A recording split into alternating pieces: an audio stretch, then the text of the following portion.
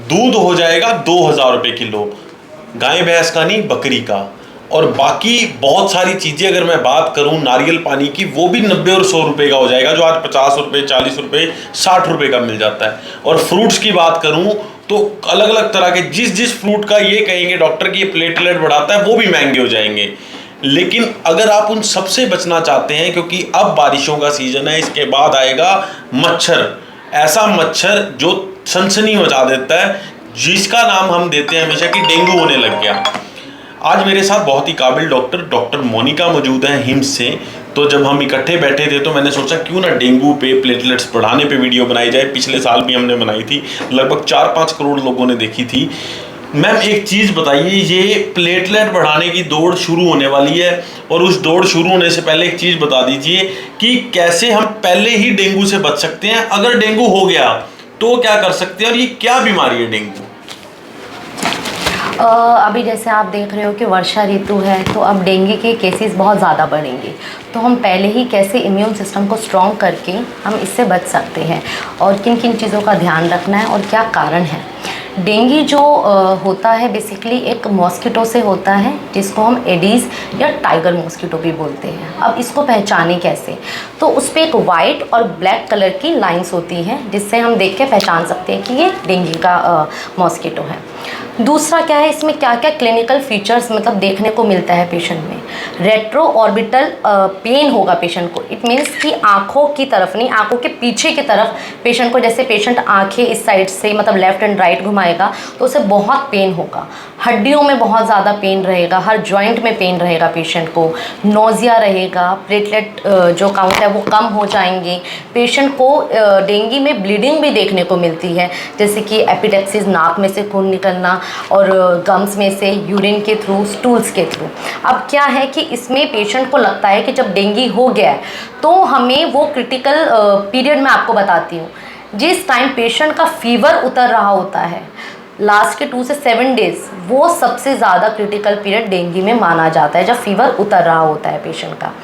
अब हमें कैसे प्रिवेंट करना है अपने आप को। सबसे पहले हमारे आसपास में कहीं भी हमें पानी इकट्ठे नहीं होने देना है। 100 मीटर की दूरी पे भी या आसपास कहीं पे भी हमें ध्यान रखना है कि कूलर में हो गया या कहीं पे भी गड्ढों में पानी नहीं होना चाहिए। जब हम घर से बाहर निकलें तो फुल स्लीव्स के हमें कपड़े पहनने हैं, और हम नीम तेल का प्रयोग कर सकते हैं हाथों में, फेस पे। उससे क्या है कि हम डेंगू से बच सकते हैं। दूसरा क्या है कि ये 3 टाइप के बताए गए हैं, एक डेंगू हेमरेजिक फीवर, एक डेंगू शॉक सिंड्रोम, और डेंगू क्लासिक। इसमें क्या होता है कि डेंगू हेमरेजिक फीवर में बेसिकली प्लेटलेट काउंट डाउन चले जाते हैं, जिसे हम थ्रोम्बोसाइटोपेनिया बोलते हैं। थ्रोम्बोसाइटोपेनिया में क्या बेसिकली होगा कि पेशेंट की बॉडी से ब्लीडिंग होने लगेगी। हमारे जितने भी पाथ, जैसे यूरिन से हो सकती है, स्टूल से हो सकती है। अब डेंगू क्लासिक फीवर में हमें वो नॉर्मल फीवर होता है, उसको पेशेंट हैंडल कर सकता है। अब शॉक सिंड्रोम जब आ जाता है तो पेशेंट शॉक में चला जाता है, कन्फ्यूजन होने लगती है पेशेंट को, तो वो तो बहुत क्रिटिकल स्टेज आ जाती है पेशेंट की। अब इसमें हमें क्या नहीं करना है, सबसे पहले पेशेंट को स्टेरॉइड्स नहीं लेने। स्टेरॉइड्स से क्या होगा, ब्लीडिंग के चांसेस बढ़ जाते हैं, और पेशेंट का डायबिटिक अगर पेशेंट है तो डायबिटीज़ बढ़ने के भी चांसेस बहुत ज़्यादा हो जाते हैं।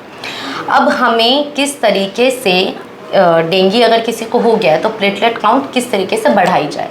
सबसे पहले अकॉर्डिंग टू आयुर्वेदा बताया गया कि गिलोय का यूज़ करना है। गिलोय क्या है, एंटीपायरेटिक है, एंटीऑक्सीडेंट्स प्रॉपर्टीज़ है, और वो फीवर को भी सबसे पहले इम्यून सिस्टम के साथ साथ फीवर को भी कम करेगी।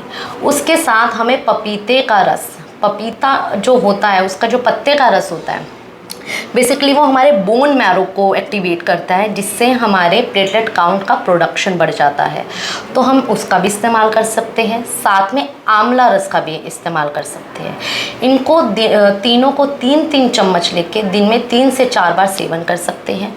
अगर कोई पेशेंट इसका जूस नहीं निकलवा पा रहा है या निकाल नहीं पा रहा है कि ऑफिस में जाना है, थोड़ा लेट हो रहा है, तो इनको क्या करना है, थोड़ा सा गिलोय, थोड़ा सा पपीते के पत्ते का पाउडर और थोड़ा सा आंवला पाउडर, इन तीनों को 50-50 ग्राम मिला के 1-1 चम्मच दिन में 2 से 3 बार पेशेंट ले सकता है।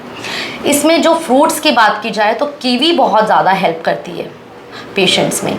तो हमें थोड़ा सा क्या करना है, व्हीट ग्रास जूस, जो बताया गया है, घर में गेहूं का वीट का पौधा लगा लीजिए तो उसके 6 चम्मच उसका रस, कीवी जो फ्रूट है उसका रस प्लस आंवले का रस 6 चम्मच, तीनों को सम मात्रा में मिला के दिन में 3 बार इसका सेवन किया जा सकता है। अब इसके अंदर अनार जूस का बहुत ज़्यादा क्योंकि डायबिटिक है तो यूरिन जितना निकलेगा पेशेंट का और जितना वाटर इनटेक करेगा पेशेंट उतना ज़्यादा अच्छा रहेगा। अब इसके अंदर बताया गया है एलोवेरा जूस का यूज़। एलोवेरा जूस का यूज़ इसलिए बताया गया है क्योंकि कहीं ना कहीं जब डेंगू पेशेंट में आता है तो हमारी जो बॉडी की कैपिलरीज है वो भी ब्रेक डाउन होती है, तो हाथों में कहीं नीले थक्के या रैश देखने को मिलते हैं पेशेंट को।